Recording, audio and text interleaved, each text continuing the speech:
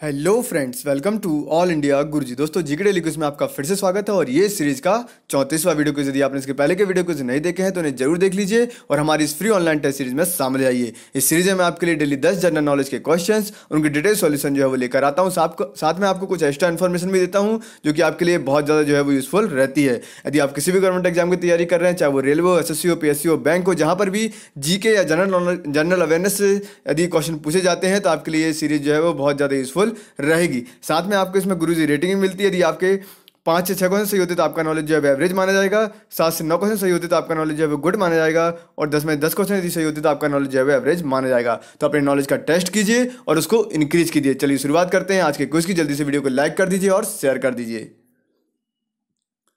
तो इसमें आपको जो है हर क्वेश्चन के लिए 3 सेकंड मिलते हैं। तो पहला क्वेश्चन है, चुनाव आयोग किस अनुच्छेद के अंतर्गत स्थापित किया गया है? The election commission is established under the article 280, article 324, article 343 और आर्टिकल 124। आपको आंसर कमेंट सेक्शन में देने हैं। तो इसका राइट आंसर होगा ऑप्शन बी, आर्टिकल 324 या अनुच्छेद 324। अनुच्छेद 324 जो है उसमें बताया गया है निर्वाचन आयोग के बारे में। साथ में सिर्फ 324 में ही नहीं, आर्टिकल 324 से लेकर 329 तक जितने भी आर्टिकल हैं उनमें निर्वाचन आयोग संबंधी जो है बात की गई है। और ये जो हमारा संविधान है उसके भाग 15 में जो है निर्वाचन आयोग की बात की गई है। तो भाग 15 में 324 से लेकर 329 तक जो है इसकी बात की गई है। साथ में यदि हम आर्टिकल 280 की बात करते हैं तो इसमें फाइनेंस कमीशन या वित्त आयोग के गठन की बात की गई है। आर्टिकल 343 की बात करते हैं तो इसमें बताया गया है कि हमारी जो राजभाषा होगी वो हिंदी होगी और जो लिपि होगी वो होगी देवनागरी। राइट। साथ में बात करते हैं आर्टिकल 124 की। तो 124 में बोला गया है जो सर्वोच्च न्यायालय का गठन होगा वो किस तरीके से होगा, ये इसमें बताया गया। ठीक है, तो आपको ये चारों आर्टिकल याद होने चाहिए। चलिए नेक्स्ट क्वेश्चन देखते हैं। वैन द रिवर स्लीप्स उपन्यास किसके द्वारा लिखा गया है? The novel when the river sleeps is written by Shobha De, Easterine Kire, Arun Roy, Vikram Seth. तो इसका राइट आंसर होगा ऑप्शन बी, स्टेरिन कयर। स्टेरिन कयर के द्वारा जो है ये नोवेल जो है वो लिखा गया है। और आप यहाँ पर इमेज देख रहे होंगे, ये उस नोवेल का जो है वो बिल्कुल फ्रंट पेज है। राइट, यहाँ पर लिखा भी है styrene coir when the river sleep. तो इनके द्वारा जो है ये नोवेल लिखा गया है। नेक्स्ट क्वेश्चन देखते हैं। 2022 के राष्ट्रमंडल खेलों की मेजबानी कौन सा शहर करेगा? Which city will host the 2022 Commonwealth games? Colombo, Glasgow, Seoul या बर्मिंघम?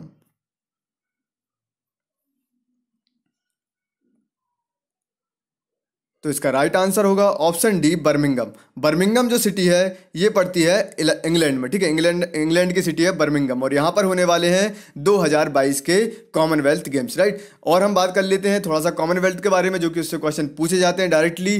तो कॉमनवेल्थ जो गेम्स है उनकी शुरुआत हुई थी 1930 से। राइट, और ये हर 4 साल में जो है वो होते हैं।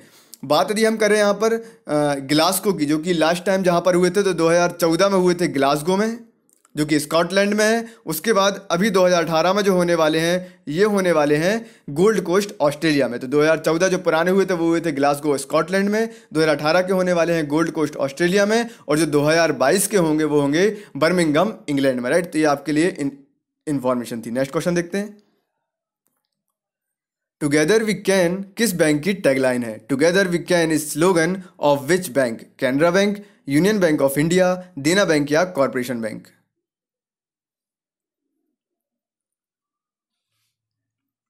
तो इसका राइट आंसर होगा option A, Canara bank. Canara bank की टैगलाइन है ये टुगेदर वी कैन। राइट। साथ में आपसे और भी पूछा सकता है, जैसे कि यदि हम बात करें यूनियन बैंक की, तो यूनियन बैंक की टैगलाइन होती है good people to bank with. ठीक है, good people to bank with. साथ में बात करते हैं देना बैंक की, तो देना बैंक की होती है trusted family bank. Corporation bank की यदि हम बात करते हैं तो इसकी टैगलाइन है a premier public sector bank. तो ये आपको चारों पता होनी चाहिए। कैनरा बैंक की है together we can, union bank of India की है good people to bank with, Dena bank की है ट्रस्टेड फैमिली बैंक, और कॉर्पोरेशन बैंक की है a premier public sector bank. Next question देखते हैं। लोक हितवाद की उत्पत्ति कहाँ से हुई? The concept of PIL originated in Britain, USA, Germany या भारत?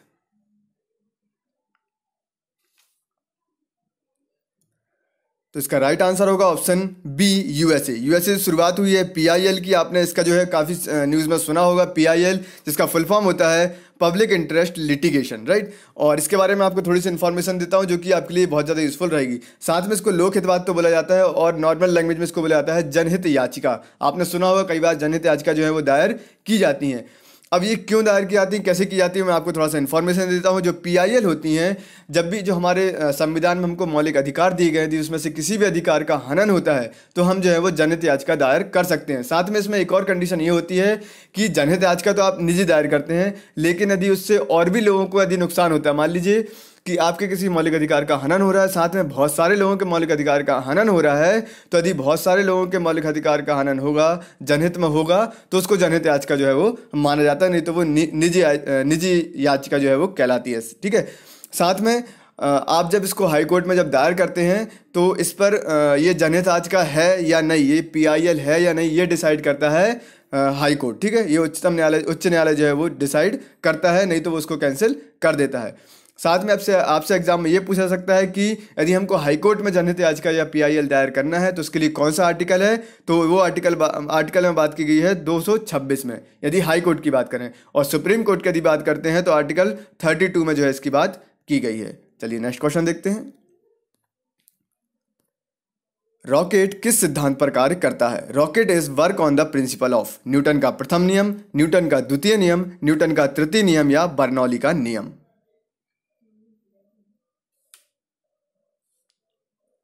तो इसका राइट आंसर होगा option C, Newton third law. Newton का जो तृतीय नियम है वो बताता है रॉकेट के सिद्धांत के बारे में। आपको पता होना चाहिए कि न्यूटन का थर्ड लॉ जो है वो क्या है, सबको पता होता है क्योंकि हमने स्कूल में जो है इसको पढ़ा हुआ है।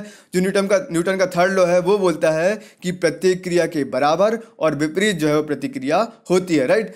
यदि आप कहीं पे कोई प्रतिक्रिया कर रहे हैं तो बराबर और विपरीत प्रतिक्रिया जो है वह होगी। इसके लिए एक और एग्जांपल होता है, जब हम बंदूक से गोली चलाते हैं तो जो व्यक्ति बंदूक से गोली चलाता है तो उसको पीछे की तरफ झटका लगता है, ठीक है, तो क्रिया के विपरीत जो है वो प्रतिक्रिया होती है। यदि हम बात कर लेते हैं कि न्यूटन का फर्स्ट लॉ जो है वो क्या बोलता है, तो वो बोलता है कि यदि कोई वस्तु जो है वो विराम अवस्था में है, मान लीजिए कोई वस्तु रुकी हुई है, तो वो तब तक रुकी रहेगी जब तक कि हम उस पर कोई बाह्य बल आरोपित ना करें, मतलब हम उसको धक्का नहीं देंगे तो वो आगे नहीं बढ़ेगी और रोकेंगे नहीं तो वो रुकेगी भी नहीं। इस तरीके की जो है बात की गई है न्यूटन के फर्स्ट लॉ में। यदि हम बात करें यहाँ पर न्यूटन के सेकेंड लॉ की बात करते हैं तो इसको मैं सिंपल जो इसकी लैंग्वेज में है वो बता देता हूँ। उसमें बताया गया है किसी वस्तु के संवेग में परिवर्तन की दर उस वस्तु पर आरोपित बल के समानुपाती जो है वो होती है। इसके लिए आपने एक फॉर्मूला पढ़ा होगा F=ma, राइट। ये इसका जो है वो फॉर्मूला होता है। यहाँ पर F मीन्स होता है फोर्स और M मीन्स होता है मास या द्रव्यमान और A मतलब होता है एक्सेलरेशन या त्वरण, राइट। तो ये बात की गई। बात हम यहाँ पर कर लें चौथे ऑप्शन की, जो कि लिखा है बर्नौलीज लॉ या बर्नौली का नियम। तो आपको मैंने पिछले वीडियोस में बताया हुआ है एक वेंचुरी मीटर, ठीक है, वेंचुरी मीटर जो है वो काम करता है बर्नौली के नियम पर, राइट। नेक्स्ट क्वेश्चन देख लेते हैं। भारत में सबसे ऊंचा पठार कौन सा है? Which is the highest प्लेटू in India? Ladakh का पठार, बघेलखंड का पठार, दक्कन का पठार या छोटा नागपुर का पठार।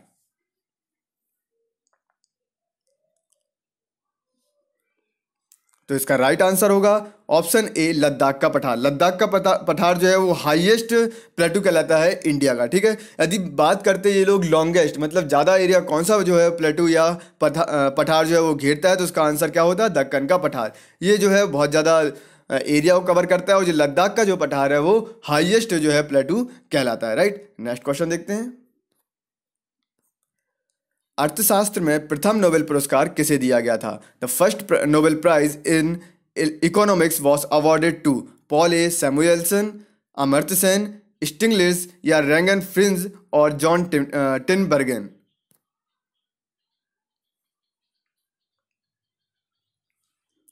तो इसका राइट आंसर होगा ऑप्शन डी, रैगनर फ्रिंज और जैन टिनबर्गन जो है इनको दिया गया था अर्थशास्त्र का प्रथम नोबेल, राइट। तो इनको क्यों दिया गया था वो मैं आपको बताता हूँ। पहला जो अर्थशास्त्र का नोबेल दिया गया था ये दिया गया था 1969 में, ठीक है, 1969 में दिया गया था। ये एग्जाम में क्वेश्चन पूछा जाता है। इसकी शुरुआत हुई थी 1969 से और ये दिया जाता है स्वीडन में स्टॉकहोम में, ठीक है। स्वीडन की जो राजधानी है स्टॉकहोम, वहाँ पर दिया जाता है जो इकोनॉमिक्स का नोबेल प्राइज, राइट। और ये रेगनर फ्रिंज और जो जॉन टिनबर्गन है, इनको दिया गया था। किस लिए दिया गया था? इनको दिया गया था development and applied dynamic models for the analysis of economics process, ठीक है। इसके लिए जो है इनको अवार्ड ये दिया गया था फर्स्ट टाइम। आप मुझे कमेंट करके बताइए अभी लास्ट टाइम जो अवार्ड मिले हैं नोबेल प्राइज, उसमें इकोनॉमिक्स का जो नोबेल प्राइज है वो किसको मिला है, राइट। वो आप मुझे कमेंट करके बताइए। साथ में यदि हम बात करें यहाँ पर अमर्त्य सेन की, तो इनको इंडिया से जो है पहले भारतीय हैं इंडिया के जिनको जो है वो नोबेल मिला था इकोनॉमिक्स में।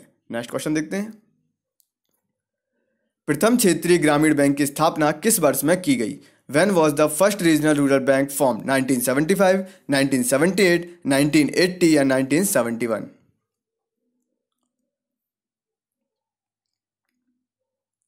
तो इसका राइट आंसर होगा ऑप्शन ए 1975। 1975 में जो है वो पहला जो क्षेत्रीय ग्रामीण बैंक था उसकी स्थापना की गई थी, जिसको बोला जाता है आरआरबी या रीजनल रूरल बैंक, ठीक है। और इसकी स्थापना की गई थी 2 अक्टूबर 1975 को। तो आप इसको याद रखिए, गांधी जी के जो है वो जन्मदिन में जो है इसको लॉन्च किया गया था 2 अक्टूबर 1975 में, राइट। और जो वो बैंक था, जो पहला क्षेत्रीय ग्रामीण बैंक था, उसका नाम था प्रथमा बैंक, ठीक है। एक तो प्रथम था और आप इसको इस तरीके से याद रख सकते हैं, तो उसका नाम था प्रथमा बैंक। और इसकी जो शाखा खुली थी, जो हेड ऑफिस था, वो था मुरादाबाद में, राइट। तो आपको लिए इन्फॉर्मेशन थी, पहला क्षेत्रीय ग्रामीण बैंक 1975 में 2 अक्टूबर 1975 को खुला था प्रथमा बैंक। नेक्स्ट क्वेश्चन देखते हैं। संयुक्त राष्ट्र संघ का महासचिव कौन था? Who was the first secretary general of UNO? U Thant, Dag Hammarskjold, Trygve Lie, Kurt walled haem?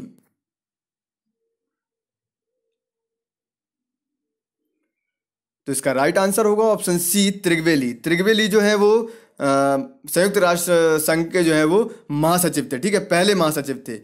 पहले महासचिव की यहाँ पर बात की गई तो वो थे त्रिगवे ली। यदि हम बात करते हैं संयुक्त राष्ट्र संघ या यूएन, यूनाइटेड नेशन की यदि हम बात करते हैं, तो इसकी जो नींव डली थी या इसकी जो शुरुआत हुई थी वो हुई थी 24 अक्टूबर 1945 को, ठीक है। 24 अक्टूबर 1945 को जब वर्ल्ड वॉर खत्म हो गया था, उसके बाद जो है इसकी नींव डाली गई थी, ठीक है। और इसका जो हेडक्वार्टर है वो है न्यूयॉर्क, अमेरिका में। और यदि हम यूनाइटेड नेशन की बात करते हैं तो यूनाइटेड नेशन का काम क्या है? तो ये जो है वो अंतर्राष्ट्रीय सुरक्षा, आर्थिक विकास, मानव अधिकार या विश्व शांति के लिए जो भी कार्य होते हैं वो सब करता है संयुक्त राष्ट्र संघ, राइट। तो ये जो है तो इसका आंसर होगा ऑप्शन सी त्रिगवे ली। ओके फ्रेंड्स, तो ये थे आज के 10 क्वेश्चन। आई होप आपके लिए क्विज बहुत ज़्यादा यूजफुल रह रहा होगा। आपको ये क्विज कैसा लगता है, आपको कितना प्रॉफिट होता है, आप मुझे कमेंट करके जरूर बताएं। साथ में आप अपनी गुरुजी रेटिंग बताएं कि आपके कितने में से कितने मार्क्स आए हैं, राइट। तो मिलते हैं नेक्स्ट क्विज में। थैंक यू, जय हिंद।